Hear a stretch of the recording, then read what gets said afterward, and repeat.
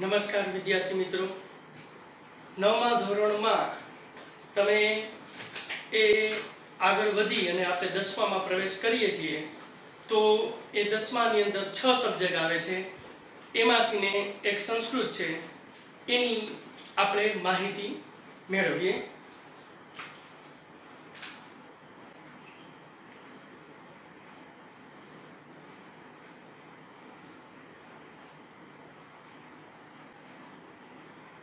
સૌપ્રથમ આપણે પહેલા તો સબ્જેક્ટ વાઇઝ સંસ્કૃતની ટેક્સ્ટ બુકની અંદર 20 ચેપ્ટર છે. એ 20 ચેપ્ટર છે એના ગુણભાર એ આપણે જોશું અને વ્યાકરણના 6 ચેપ્ટર છે. તો પહેલા ગુણભાર જોશું અને પછી પેપર સ્ટાઇલ. પેપર સ્ટાઇલ એ રીતે આપણે જોશું કારણ કે પેપર સ્ટાઇલ વગર તમને કેમ ખબર પડશે કેમ તૈયારી કરવી. અને પેપર સ્ટાઇલ તમે જોશો ને એમાં અડધું તો આપણે અહીંયા અત્યારે શીખી જશો, જે તમે 9મામાં શીખી ગયા છો. તો પહેલા જે એના સબ્જેક્ટ છે વિષય વાઇઝ એના માર્ક્સ એ આપણે જોઈએ. હવે સંસ્કૃતની અંદર 1 થી 20 ચેપ્ટર છે, બરોબર, ટેક્સ્ટ બુકમાં. અને વ્યાકરણના ચેપ્ટર છે 1 થી 6. 1 થી 20 ચેપ્ટર ટેક્સ્ટ બુક અને વ્યાકરણના 1 થી 6. એની અંદર હવે મારી સાથે સાથે તમે જરા જોતા જાજો અને થોડુંક લખતા જાજો, બરોબર? એટલે તમને પણ ખ્યાલ આવે કે કયા ચેપ્ટરના કેટલા માર્ક્સ છે. પછી એની અંદર શું પૂછાય આપણે પેપર સ્ટાઇલમાં જોવું. અત્યારે જેટલા ચેપ્ટર છે એના ગુણભાર આપણે જોઈએ. એમાં પહેલું ચેપ્ટર છે સંવદધ્વમ. સંવદધ્વમ એના ગુણભાર છે એ 4 છે. એના ગુણભાર 3 છે. બીજું ચેપ્ટર છે યદ ભવિષ્યો વિનશ્યતિ. એના ગુણભાર છે 4 છે. ત્રીજું ચેપ્ટર છે સ્વસ્થ વૃત્તમ સમાચર. એના ગુણભાર છે 4. ચોથું ચેપ્ટર છે એ જનાર્દનસ્ય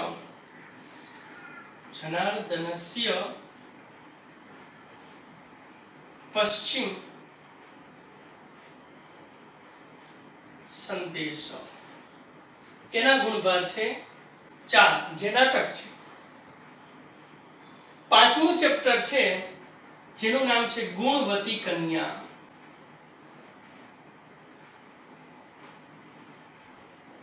મારી સાથે સાથે તમે માર્ક અને ચેપ્ટર નોંધતા જજો જેથી કરીને તમને પણ ખ્યાલ આવે. ગુણવતી કન્યા એના ગુણભાર છે 4. છઠ્ઠું ચેપ્ટર છે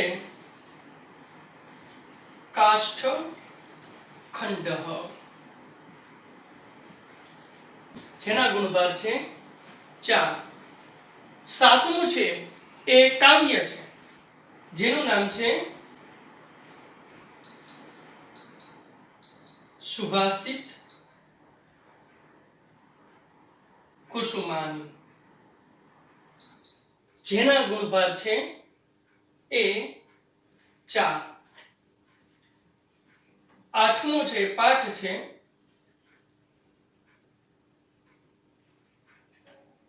સાક્ષી ભૂત મનુષ્ય, જેના ગુણભાર છે 4. અને 9મો છે એ પણ પાઠ છે જેનું નામ છે ચક્ષુષ્માન અંધઃ એવ, જેના ગુણભાર છે 3, બરોબર. અને 10મું છે એ કાવ્ય છે જેનું નામ છે ત્વમેકા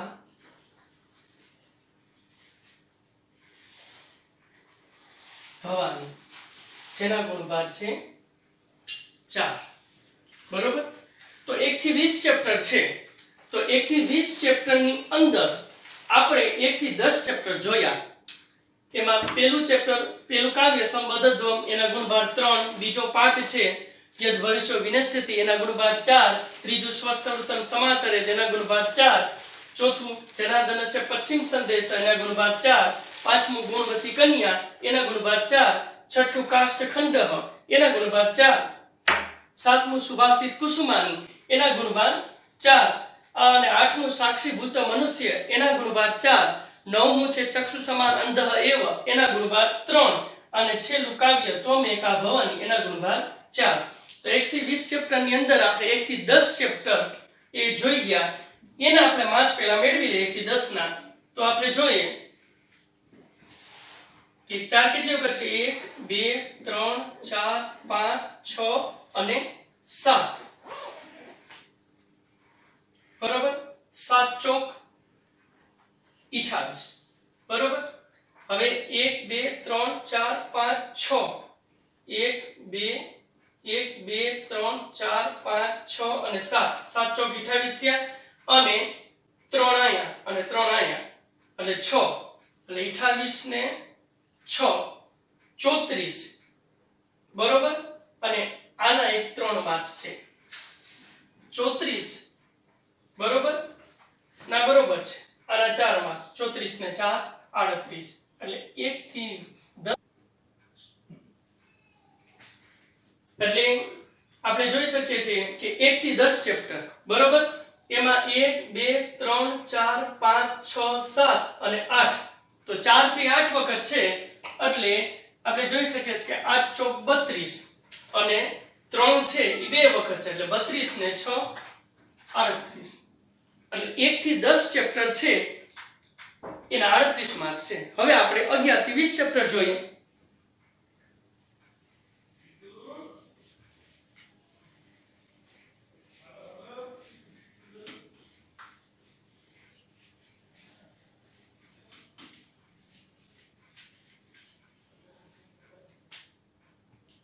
અગિયાર થી 20 ચેપ્ટર એના પણ નામ નોંધતા જાજો મારી સાથે.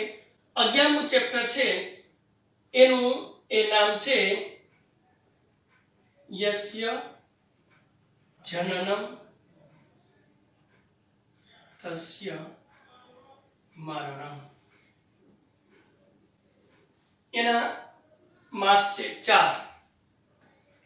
12મું ચેપ્ટર છે કરિકાલ સર્વજ્ઞ હેમચંદ્રાચાર્ય.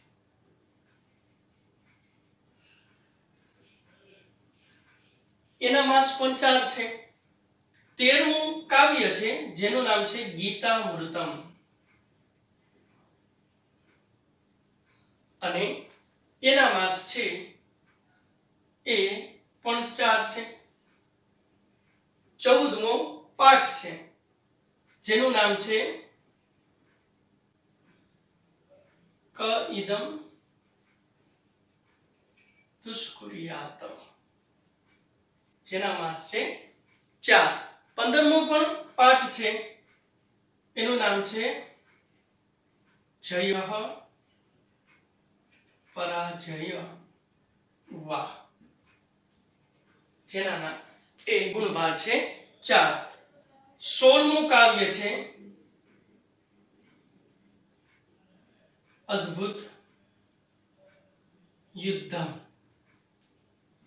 એ કાવ્ય છે એના ગુણભાર છે એ 3 છે. અને આ 15મો જે પાઠ છે જય પરાજય, એક મિસ્ટેક છે, એના ગુણભાર પણ 3 છે. બરોબર? 4 નહીં પણ 3 છે. અને 17મો પાછો પાઠ છે જેનું નામ છે સ્વાભાવિક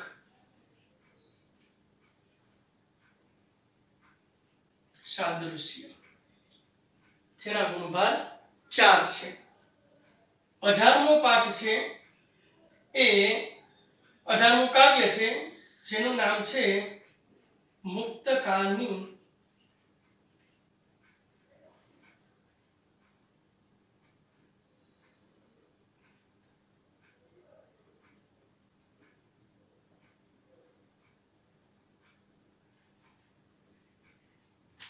જેના ગુણભાર છે 4.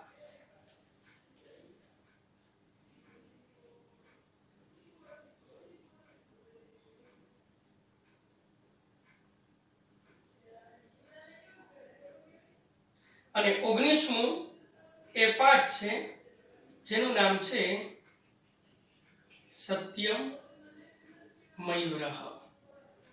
નાટક છે જેના ગુણભાર છે 4. 20મું કાવ્ય છે જેનું નામ છે તથૈવ તિષ્ઠતિ, જેના ગુણભાર છે 4. તો આપણે જોઈએ કે 11મો એ નાટક છે યસ્ય જનનમ તસ્ય મરણમ, એના ગુણભાર 4. 12મો પાઠ છે કલિકાલ સર્વજ્ઞ હેમચંદ્રાચાર્ય, એના ગુણભાર 4. 13મું કાવ્ય છે ગીતામૃતમ, એના ગુણભાર 4. 14મો પાઠ છે ક ઇદમ દુષ્કુર્યાત, એના ગુણભાર 4. 15મો પાઠ છે જય પરાજય વા, એના ગુણભાર 3. 16મું કાવ્ય છે અદ્ભુત યુદ્ધમ, એના ગુણભાર 3. અને 17મો પાઠ છે સ્વાભાવિક સાદૃશ્ય, એના ગુણભાર 4. 18મું કાવ્ય છે કે મુક્તકાની બરોબર, ઈ કાવ્ય છે એના ગુણભાર 4. 19મું પાઠ છે સત્ય મયુર, એના ગુણભાર 4. અને 20મું કાવ્ય છે તથૈવ તિષ્ઠતિ, એના ગુણભાર 4. પછી તમને સિલેબસ 12નું એક પૂછાય છે જેનું નામ છે અપઠિત ગદ્ય. અપઠિત ગદ્ય, જે પાઠમાંથી જે પેરેગ્રાફ લેવામાં આવે એને પઠિત ગદ્ય કહેવાય. અપઠિત એટલે જે પાઠમાં નથી હોતું, એક ગદ્યખંડ આપેલો હોય અને એની નીચે 4 પ્રશ્ન આપેલા હોય, એના જવાબ આ ગદ્યખંડમાંથી ગોતી લખવાના, એના માર્ક્સ પણ 4 છે. તો હવે આપણે જોઈએ જરા કે 4 કેટલી વખત છે. 1 2 3 4 5 6 7 8 અને 9. ફરીથી ગણીએ 1 2 3 4 5 6 7 8 અને 9. 9 ચોક 36 થયા અને 3 ને 3 6, 36 ને 6 42. તો 1 થી 20 ચેપ્ટર એના માર્ક્સ 38 થયા. 11 થી 20 એના માર્ક્સ 42, એટલે કુલ 80 માર્ક્સ છે ઈ 1 થી 20 ચેપ્ટરના થશે. બરોબર, કુલ 80 માર્ક્સ થશે. તો આ આપણે પહેલા જે ચેપ્ટર વાઇઝ કેટલા માર્ક્સ છે એની ગણતરી કરેલી છે. બરોબર, તો એ આપણે જોઈ. હવે પેપર સ્ટાઇલ, બરોબર, એ જોઈએ આપણે.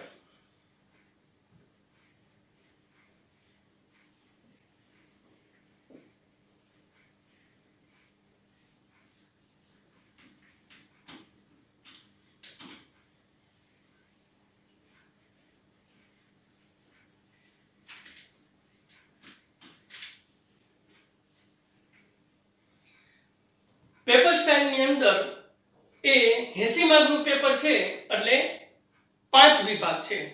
પેલા 50 MCQ અને 50 બી વિભાગ, એટલે એમાં 4 વિભાગ હતા. હવે 80 માર્કનું પેપર છે એટલે 5 વિભાગ છે. વિભાગ A, B, C, D અને E. એક વિભાગ છે એ 16 માર્ક્સનો, એવા 5 વિભાગ એટલે 16 પંચા 80 માર્ક્સ છે એ પેપર થશે. તો મારી સાથે સાથે નોંધતા જાજો તમે. સૌથી પહેલા વેલા વિભાગ A. વિભાગ A છે એ માત્ર ગદ્ય છે. ગદ્ય એટલે કે પાઠ. વિભાગ A 16 માર્ક્સનો છે, એમાં પાઠમાંથી જ પૂછાશે. કારણ કે ટેક્સ્ટ બુકના 1 થી 20 ચેપ્ટર છે, એના 3 ભાગ પડે છે: ગદ્ય, પદ્ય અને નાટ્ય. બરોબર, તો વિભાગ A છે ગદ્ય છે એટલે પાઠ જ, પદ્ય અને નાટ્ય નહીં આવે. અને વિભાગ A ગદ્ય, અને પ્રશ્ન સંખ્યા આપણે લખી નાખીએ. 1 થી ને 7 પ્રશ્ન એમાં પૂછાશે અને કુલ માર્ક્સ 16 માર્ક્સ છે. બરોબર, નોંધતા જાઓ. હવે વિભાગ A ની અંદર આપણે જોઈએ 1 થી 7 પ્રશ્ન. એમાં પ્રશ્ન નંબર 1 શું આવશે? સૂચના છે હું ટૂંકમાં લખીશ. ગદ્ય ખંડનું ભાષાંતર કરો. 1/1 એટલે પ્રશ્ન નંબર 1 ઓબ્લિક 1 એટલે બે ગદ્યખંડ આપેલા છે પાઠમાંથી ને જે છે ટેક્સ્ટ બુકમાંથી બેમાંથી કોઈ પણ એક લખવાનો અને એના 4 માર્ક્સ.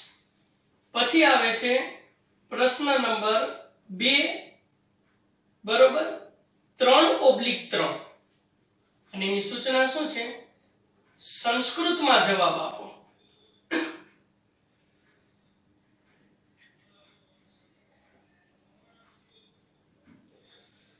એટલે નીચેના પ્રશ્નો સંસ્કૃતમાં છે એમાં બીજો પ્રશ્ન જે ફરજિયાત હશે, ત્રીજો પ્રશ્નમાં બે આપેલા હશે, બેમાંથી કોઈ પણ એક લખવાનો, એકના 1 માર્ક્સ એટલે 2 છે એટલે 2 માર્ક્સ.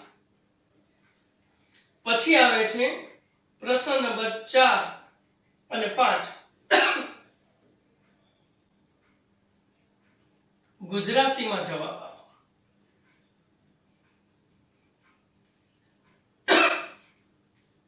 નીચેના પ્રશ્નોના ગુજરાતીમાં જવાબ આપો. એકના 2 માર્ક્સ, 2 છે એટલે 4 માર્ક્સ. એટલે 4 ને 2 6 ને 4 10. પછી આવે છે પ્રશ્ન નંબર 6 ટૂંક નોંધ 2 માર્ક્સ. પછી પ્રશ્ન નંબર 7 ગદ્ય ખંડ પરથી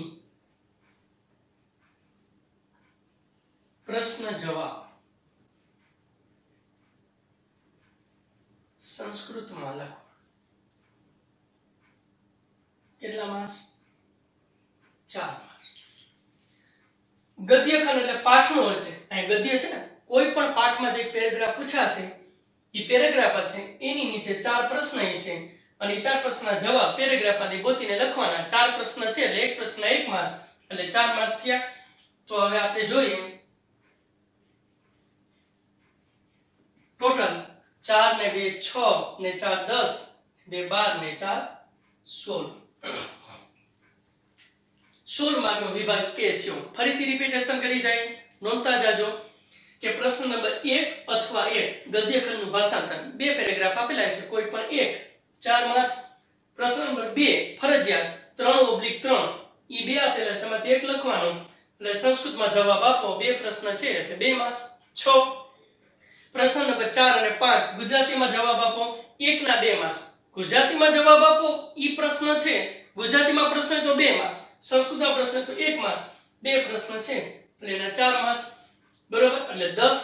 અને પ્રશ્ન નંબર 6 ટૂંકનો એના 2 માર્ક્સ એટલે 12. પ્રશ્ન નંબર 7 ગદ્યખંડ પરથી પ્રશ્ન જવાબ આપો, એ 4 પ્રશ્ન એટલે 4 માર્ક્સ એટલે 12 ને 4 ટોટલ 16 માર્ક્સનો વિભાગ એ થાય. અને ફક્ત આ વિભાગ એ ગદ્ય એટલે પાઠમાંથી પૂછાશે. હવે આપણે વિભાગ બી તરફ જાય.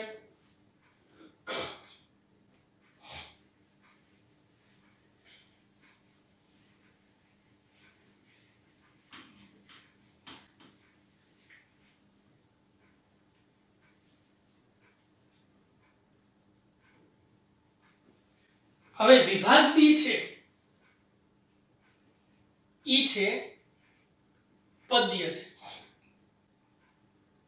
અને પ્રશ્ન સંખ્યા ક્યાંથી શરૂઆત થશે? માં 7 હતું એટલે 8 થી શરૂઆત થશે. 8 થી 15 માર્ક્સ તો 16 જ લેશે. તો મારી સાથે નોંધતા જાઓ કે વિભાગ બી પદ્ય, ઈ પદ્ય 16 માર્ક્સ નો છે. ઈ પદ્ય એટલે કે કાવ્યમાંથી જ પૂછાશે. તો એમાં પ્રશ્ન નંબર 8/8 શ્લોકનું ભાષાંતર કરો.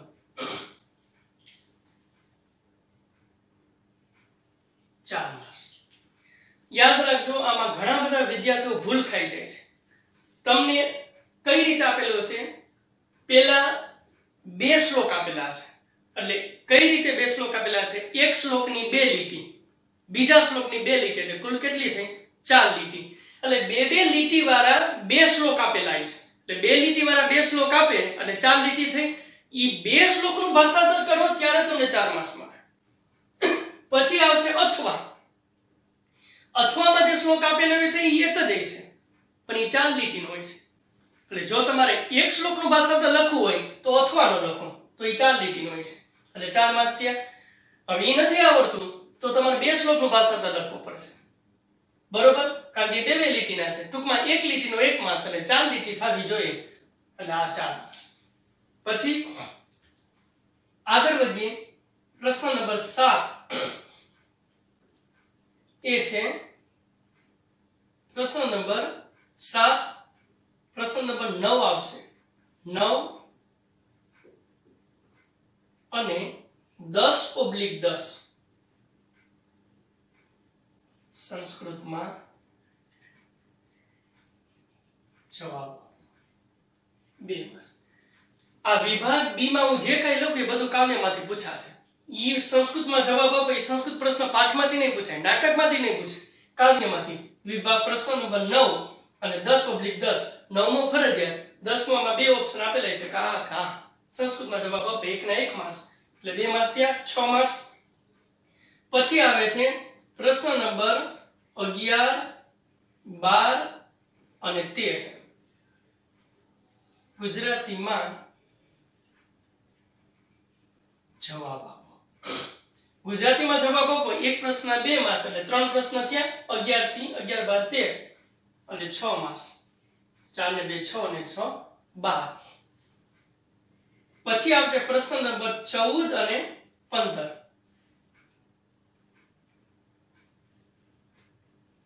શ્લોક પૂર્તિ. હવે 14મો પ્રશ્ન એ શ્લોક પૂર્તિ, 15મો પ્રશ્ન એ શ્લોક પૂર્તિ. એકના 2 માર્ક્સ એટલે 4 માર્ક્સ થયા. તો ગણીએ 4 ને 2 6 અને 6 12 ને 4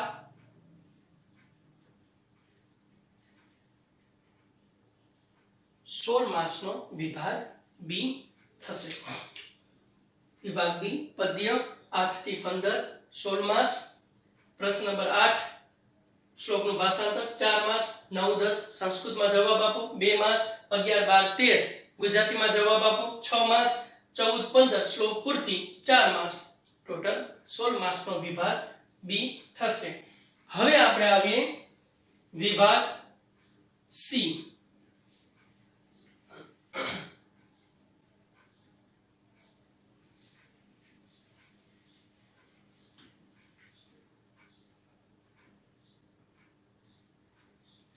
વિભાગ સી છે, બરોબર.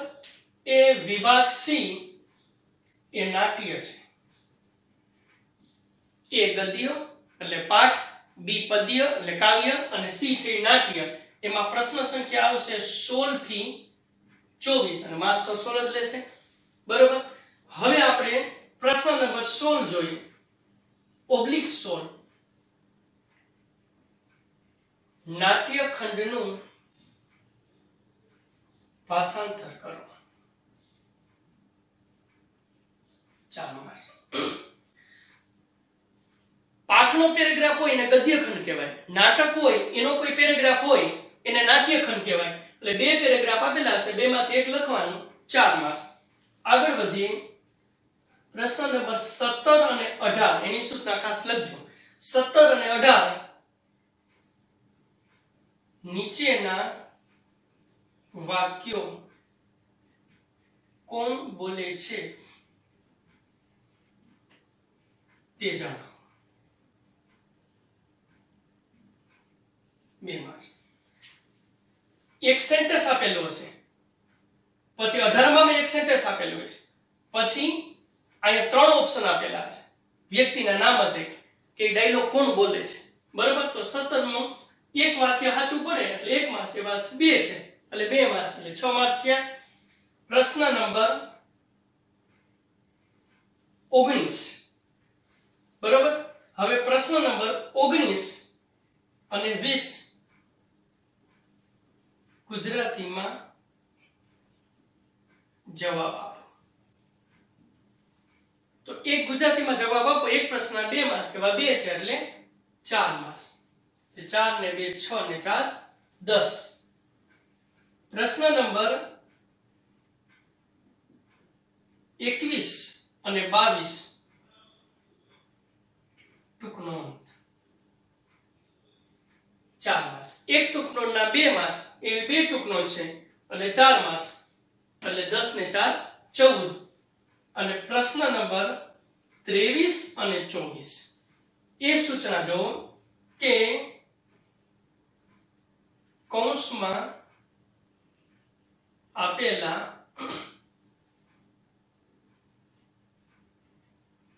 સંસ્કૃત શબ્દ વડે વાક્ય બનાવો. 2 માસ તમારે 2 વાક્ય આપેલા છે 23 ને 24 ગુજરાતીમાં વાક્ય આપેલા છે. વાક્ય ગુજરાતીનો હશે. દાખલા કે એક વાક્ય અને કૌંસમાં સંસ્કૃત શબ્દ આપેલા છે. પછી યોગ્ય તમારે વિભક્તિના રૂપો અને કાળના પ્રત્યયો એ પાકા કરવા પડે. એ યોગ્ય લગાડી અને ગુજરાતીનું જે વાક્ય છે ને સંસ્કૃતમાં કન્વર્ટ કરી નાખવાનું. એક વાક્ય છે સંસ્કૃતમાં કરો એટલે 1 માસ, 2 છે એટલે 2 માસ. બરોબર. 23 ને 24 તો 4 ને 2 6 ને 4 10 ને 4 14 ને 2 16.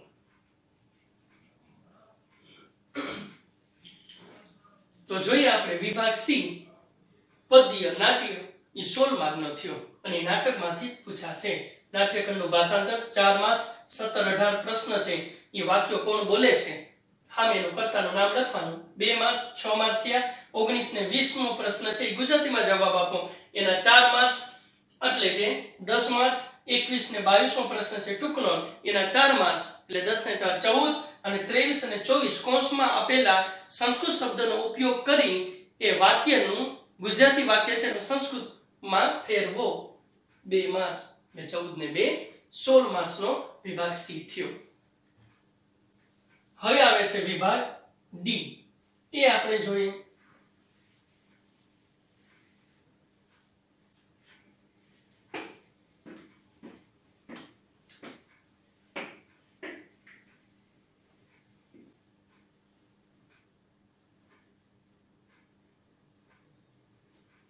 હવે આપણે જોયું વિભાગ એ ગદ્ય એટલે કે પાઠ, વિભાગ બી પદ્ય એટલે કાવ્ય, વિભાગ સી નાટ્ય એટલે નાટક અને વિભાગ હવે આવે છે ડી. વિભાગ ડી છે એ વ્યાકરણ છે અને એની પ્રશ્ન સંખ્યા આપણે લખી લઈએ 25 થી 40 અને માસ તો 16 જ લેશે. હવે બરોબર વ્યવસ્થિત મારી સાથે નોંધતા જાજો. પ્રશ્ન નંબર પહેલા આપણે જોઈએ કે 25 ટૂંકમાં લખું છું. સૂચના સમાનાર્થી બધાને એક માસ 1 માસ. પ્રશ્ન નંબર 26 વિરોધાર્થી 1 માસ. ગયા વર્ષમાં તમારે 10મામાં એ એમસીક્યુ ટાઈપ પ્રશ્ન આવતા તો એમાં 4 ઓપ્શન હતા. આ વિભાગ ડી છે એમસીક્યુ છે પણ 4 ઓપ્શન નહીં હોય, ઓપ્શન 3 હશે.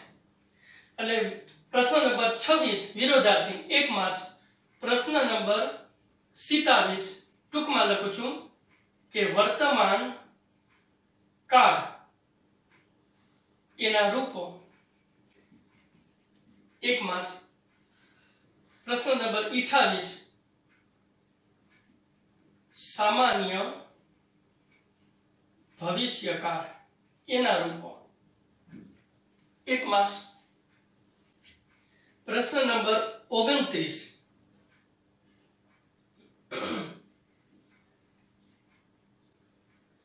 આજ્ઞાર્થ. આજ્ઞાર્થ અન્ય પુરુષ, એકવચન, દ્વિવચન અને બહુવચન 1 માર્ક્સ. હવે જો આ બધું તમે 9મામાં શીખી ગયા, વર્તમાન કાળ અને ભવિષ્યકાળ ને અડધું તો 9માનું જ આવશે. કે પ્રશ્ન નંબર 28 સામાન્ય વર્તમાન કાળ જે આપણે 8મામાં આવતા 9મામાં આવતા એટલે તમે અત્યારથી જ આ પ્રત્યય પાકા કરી નાખો ને તો લગભગ 10મું શરૂ થાય એની પહેલા તમારે 5 માર્ક્સનું તો એમનેમ આવી જશે. 5 નહીં 6 માર્ક્સનું તો 80 માંથી 6 ભાગાત કરો આપણે 74 માર્ક્સનું ભણવાનું છે. તો વર્તમાન કાળના રૂપો 1 માર્ક્સ જે 9માં ભણી ગયા, સામાન્ય ભવિષ્યકાળ જે 9માં ભણી ગયા. હવે 29મું આજ્ઞાર્થ. બરોબર. અન્ય પુરુષ. હવે પુરુષ 3 હોય, ઉત્તમ પુરુષ, મધ્યમ પુરુષ અને અન્ય પુરુષ. પણ આજ્ઞાર્થનું અન્ય પુરુષ જ પૂછાશે, ઉત્તમ ને મધ્યમ નહીં પૂછાય. અને અન્ય પુરુષમાં પાછા પુરુષની અંદર વચન હોય, એકવચન, દ્વિવચન અને બહુવચન. ઈ ત્રણમાંથી ગમે ઈ પૂછી શકે, એકવચન પૂછી શકે, દ્વિવચન, બહુવચન, પણ પુરુષ અન્ય એટલે 1 માર્ક્સ થયું. પછી આવે છે પ્રશ્ન નંબર 30 વિદ્યત. એમાં એમ જ અન્ય પુરુષ, એકવચન, દ્વિવચન અને બહુવચન 1 માસ. એમાં વિદ્યતમાં ઉત્તમ ને મધ્ય નહીં પણ અન્ય પુરુષ અને એકવચન, દ્વિવચન અને બહુવચન 1 માસ થયું. પછી આવે છે પ્રશ્ન નંબર 31 જે છે સુમાનો પ્રયોગ. એના 1 માસ છે સુમાનો પ્રયોગ, બરાબર. પછી આવે છે પ્રશ્ન નંબર 32 નામ રૂપો. કઈ રીતે? નામ રૂપોમાં પુલ્લિંગ અને નપુંસકલિંગ અને વિભક્તિ 1 થી 7 1 માસ. હવે પુલ્લિંગ અને નપુંસકલિંગ જે તમે 9મા માં ભણી ગયા છો એના રૂપો અને વિભક્તિ 1 થી 7 ઈ પછી ગમે વિભક્તિ પૂછે, બીજી પૂછે, પાંચમી પૂછે, કોઈ પાંચમી વિભક્તિ એકવચનનું રૂપ ઓળખાવો, ઈ ગમે ઈ પૂછે, બરાબર. પણ પુલ્લિંગ ને નપુંસકલિંગ. પ્રશ્ન નંબર 32. પ્રશ્ન નંબર 33 એની અંદર એ નામ રૂપો પણ એમાં ફક્ત સ્ત્રીલિંગ, પણ સ્ત્રીલિંગ ના પાછા પેટા પ્રકાર અકારાંત સ્ત્રીલિંગ અને ઈકારાંત સ્ત્રીલિંગ જે તમે ધોરણ 9 માં ભણી ગયા છો. અકારાંત અને આકારાંત. આકારાંત 8 માં ભણી ગયા, ઈકારાંત 9મા માં 1 માસ. પણ સ્ત્રીલિંગ તો તમે આમ જોવો તો અહીંથી ને વર્તમાન કાળથી ને અહીંયા સુધી તમે 9મા ભણી ગયા છો. ઈ 9મા નું રિફર કરો તો તમે 10મું ચાલુ થઈ ઈ પહેલા તમને 6 માર્ક્સ નું તો એમનેમ આવી જાય. આપણે 74 માર્ક્સ નું ભણવાનું, બરાબર. તો પ્રશ્ન સંખ્યા 40 છે ઈ પહેલા આપણે થોડું રિપીટેશન કરી જાય. 25મો પ્રશ્ન સમાનાર્થી 1 માર્ક્સ, 26મો પ્રશ્ન વિરોધાર્થી 1 માર્ક્સ, 27મો પ્રશ્ન વર્તમાન કાળના રૂપો 1 માર્ક્સ, 28મો પ્રશ્ન સામાન્ય ભવિષ્યકાળ 1 માર્ક્સ, 29 આજ્ઞાર્થ, અન્ય પુરુષ, એકવચન, દ્વિવચન અને બહુવચન 1 માર્ક્સ અને 30 વિદ્યત એમાં ઈ જ અન્ય પુરુષ 1 માર્ક્સ, 31મો સ્મનો પ્રયોગ જે આપણે 9મા પણ આવી ગયો છે, બરાબર. યસન ભૂતકાળના પ્રત્યય આવડે તો સ્મનો પ્રયોગ આવડે. પેલા ભૂતકાળનું વાક્ય હોય ને વર્તમાન કાળમાં કન્વર્ટ કરી નાખવાનું, વર્તમાન કાળમાં કન્વર્ટ કરો પછી સ્મ લગાડીને ફરી પાછું ભૂતકાળમાં કન્વર્ટ કરી નાખવાનું. એ આપણે શીખશું. 1 માર્ક્સ. 32 નામ રૂપો જે 8 અને 9 માં આવી ગયા છે. પુલ્લિંગ, નપુંસકલિંગ 1 થી 7 વિભક્તિ 1 માર્ક્સ. 33મો પ્રશ્ન નામ રૂપ સ્ત્રીલિંગ, આકારાંત અને ઈકારાંત 1 માર્ક્સ. એના રૂપો પાકા કરો એટલે રોકડા માર્ક્સ મળે. તો 1 થી 40 પ્રશ્ન છે એમાં આપણે 25 થી 40 પ્રશ્ન છે એમાંથી આપણે 33 પ્રશ્ન જોયા અને સંખ્યા ગણી લઈએ 1 2 3 4 5 6 9 સંખ્યા ગણી લઈએ, બરોબર. તો હજી આપણે એ 34મા પ્રશ્નથી આપણે જોઈએ.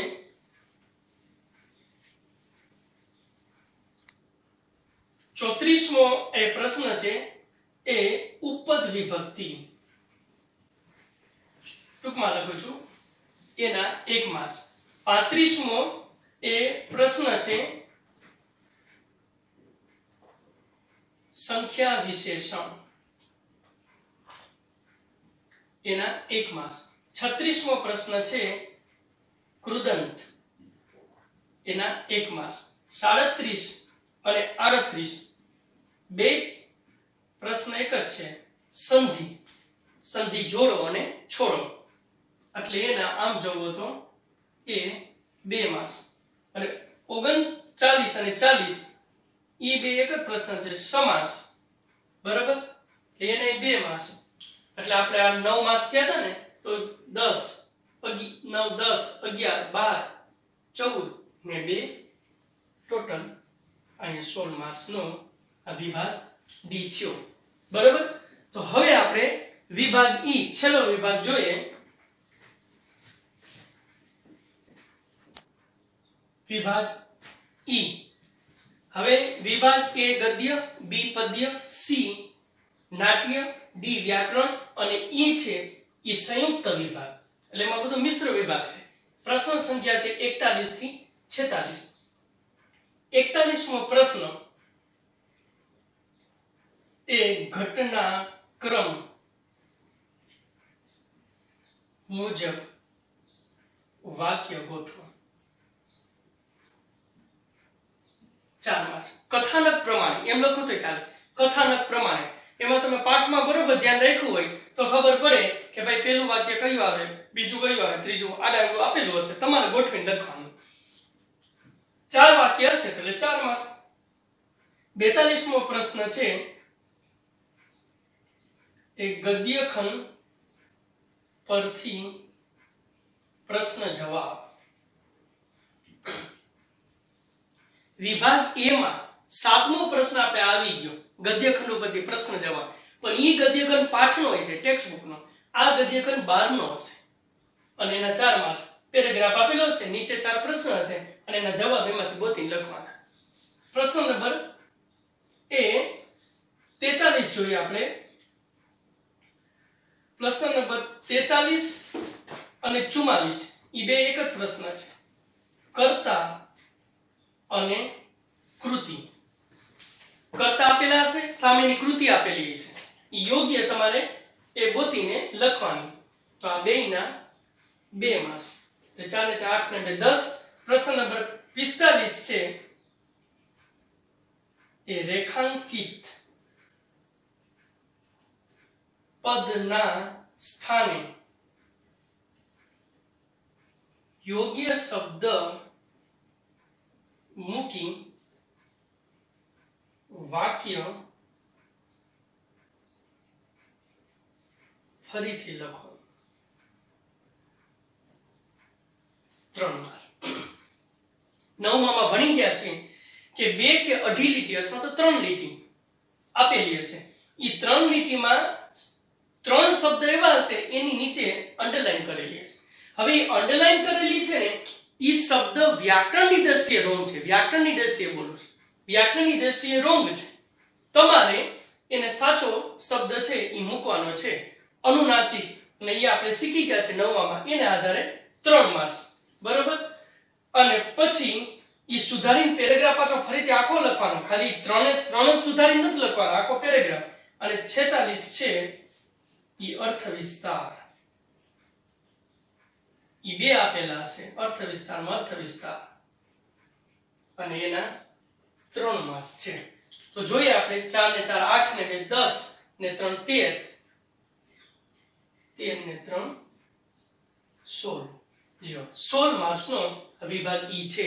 તો વિભાગ એ ગદ્ય પ્રશ્ન સંખ્યા 1 થી ને એ 7 અને 16 માર્ક્સ. વિભાગ બી પદ્ય પ્રશ્ન સંખ્યા 8 થી ને 15 એના 16 માર્ક્સ. વિભાગ સી નાટ્ય પ્રશ્ન સંખ્યા 16 થી ને 24 અને એના 16 માર્ક્સ. વિભાગ ડી વ્યાકરણ પ્રશ્ન સંખ્યા 25 થી 40 એના 16 માર્ક્સ. અને વિભાગ ઈ સંયુક્ત વિભાગ અને પ્રશ્ન સંખ્યા 41 થી 46 16 માર્ક્સ.